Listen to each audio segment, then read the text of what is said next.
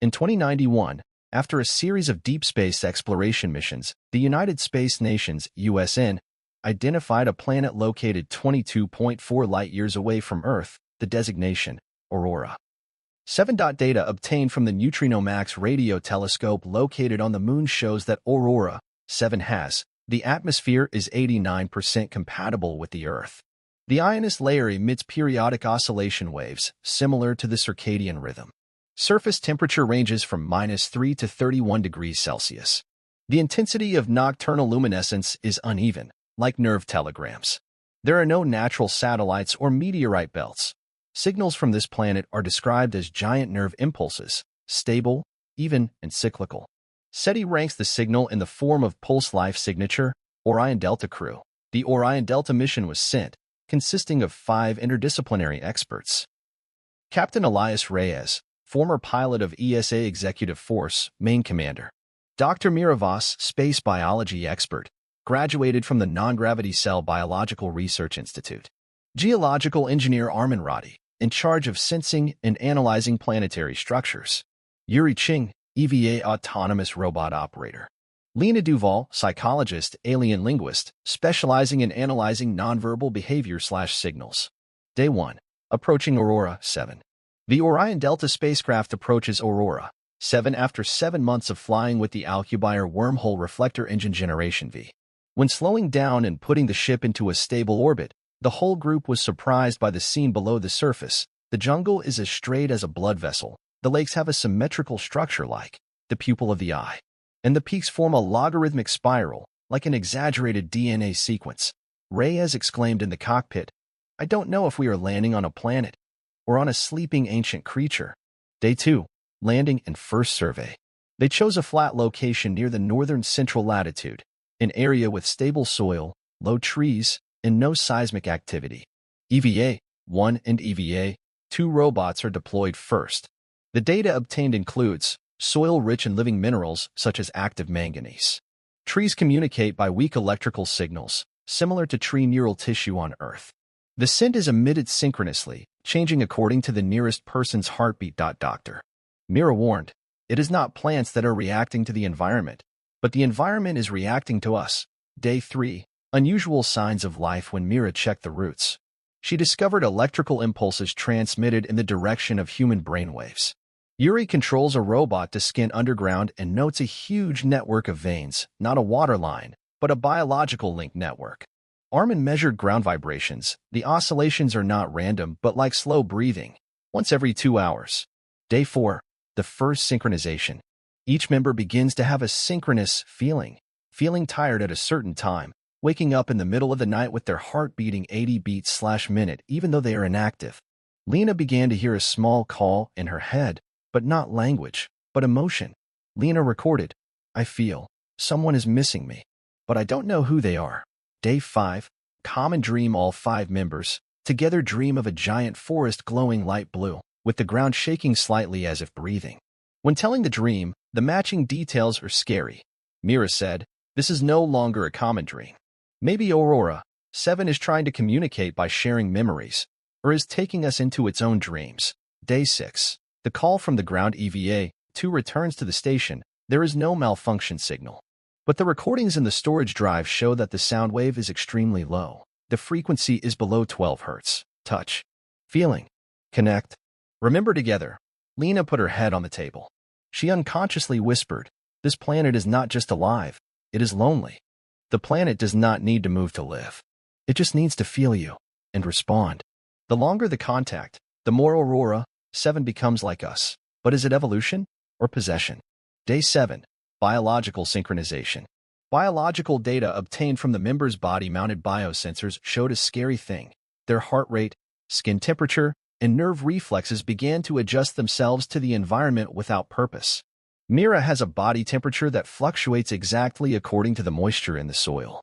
Yuri has a heart rate that exactly matches the underground electrical pulse, 3 seconds late. Lena began to react emotionally to very light vibrations from the ground, as if she was sympathetic. Reyes seriously asked the question, "Are we still ourselves? Or has it started to become a part of a larger biological system?" Day 8. Learnable plants. A tree species nearly 5 meters high growing 300 m from the station began to change its morphology. At the first scan, it has a natural branching structure. But 24 hours later, when it came back, its branches folded into a spiral shape like a human brainwave. Mira was surprised. It didn't evolve randomly. It recalls the shape it has seen and restructured. Day 9. Repeat signal and new dream. Underground frequencies begin to play in cycles exactly every 6 hours, like a consciously active nervous system. Lena said her dream became clearer. I see a nervous system stretching thousands of kilometers underground, and I am a part of it. When Reyes tried to check dreams with REM brainwave analysis, he discovered that alpha-beta signals worked at the same time, which was impossible in the natural state. Day 10. Reaction. The EVA, one robot was sent further, entering the hard rock area rich in electricity. But after only 30 minutes, the robot was swallowed to the ground. No sinkhole, no obvious suction. There is only one soft slip underground.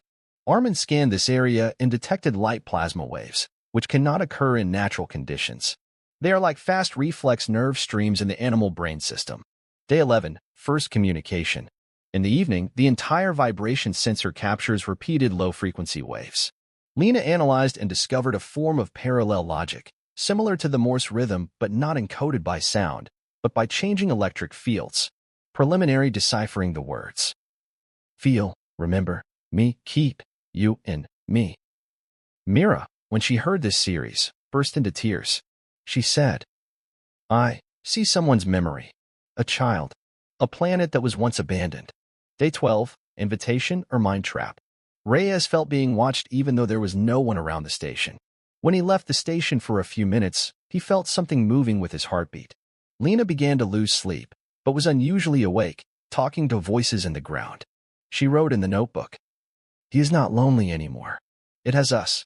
He is growing up, learning faster. He doesn't know hatred. It just wants to touch other people's minds. Day 13. The last premonition. Mira checked the signal and was startled. The new electromagnetic wave peaks coincided with the emotional region of the human brain, as if the planet was imitating emotions. Reyes said, in a worried voice, This is no longer research. This is a slow infiltration. We don't know if Aurora is learning to live or learning to replace. Aurora-7 is no longer an inanimate planet. It is learning, adapting, and approaching the minds of each person in the group. But when an ancient mind learns how to love, feel, hurt, and remember, can it still control itself? We used to think we came to explore a planet. But Aurora-7, it is also rediscovering itself through us. When the boundary between memory and reality, between people and the planet is blurred, who is really in control? Day 14. The first transformation. Mira woke up and felt her palms burning, as if they were in contact with a light power source. She examined the skin under a spectroscopic microscope and discovered an extracapillary network, extremely thin, dim fibers like root fibers, growing from under the epidermis. Mira records the diary.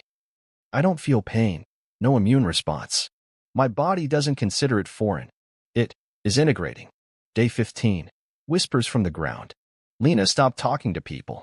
She just wrote on the whiteboard. I heard them. They are trying to translate us, so as not to scare us.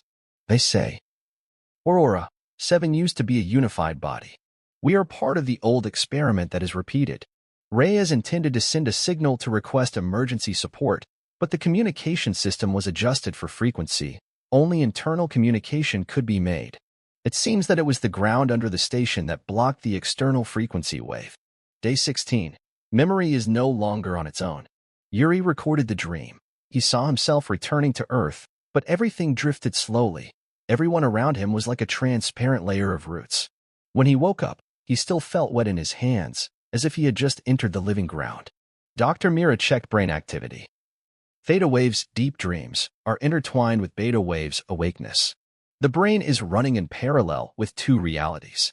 Armin discovered something even stranger. The crystal structure in the rock near the deformation station, twisted in the form of Reyes' brainwave, as if the stone remembers thoughts.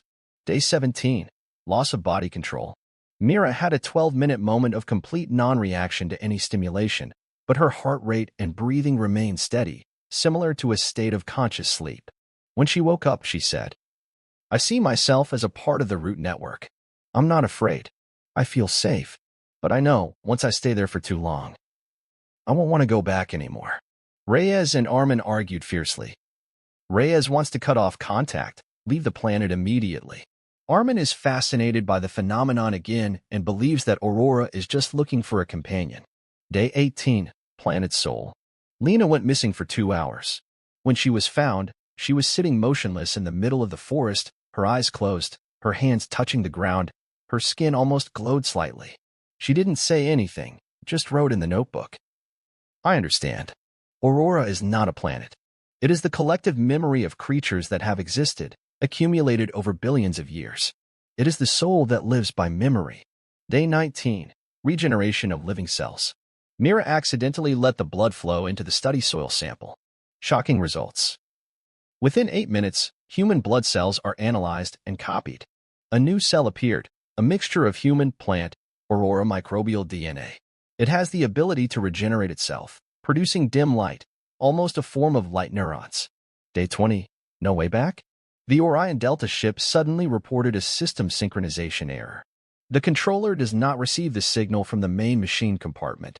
When checking, Armin discovered that the quantum battery core was covered by a microbiological root network, but capable of blocking electrical transmission.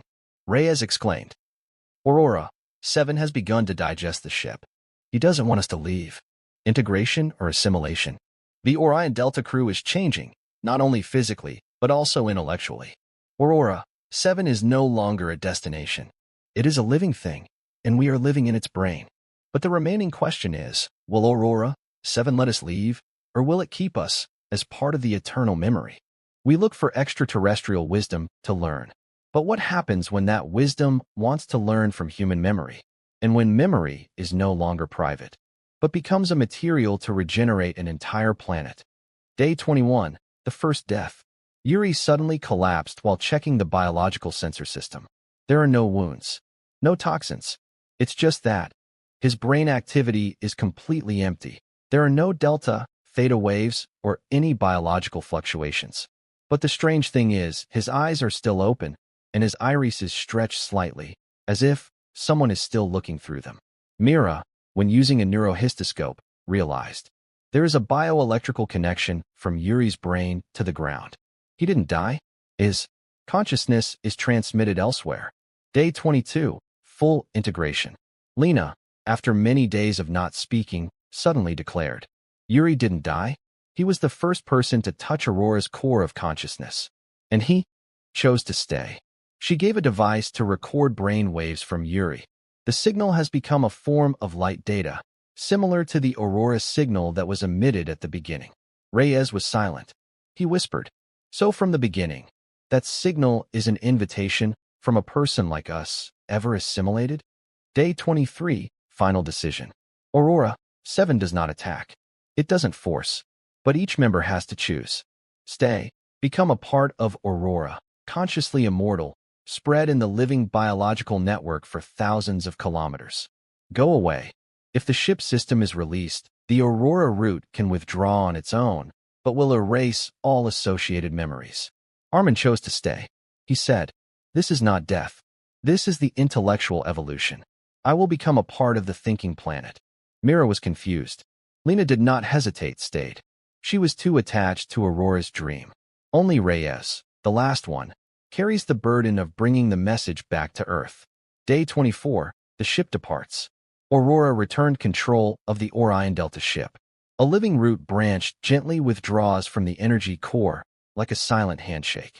Reyes stores data, sends a speed of light signal with a message. Aurora-7 is a collective wisdom that lives by memory. No threat, do not possess, but ready to integrate. They, those who stayed, chose a new way of survival. The ship flew out of orbit, leaving a dim planet below, like a brain that is continuing to dream. Post sign, notes from the Earth, 2037. The Alpha space station receives a slow signal from Aurora-7. No words, no picture, just a synthetic brainwave, very similar to Yuri, Lena, Armin, and hundreds of other voices. They are no longer individuals. They are living memories of a dreamy planet. Aurora-7 is not dangerous. It is a mirror of the human race. where intelligence does not distinguish between biology and machines and does not need form to live. We can call it assimilation, but for them, it's the only way not to be forgotten.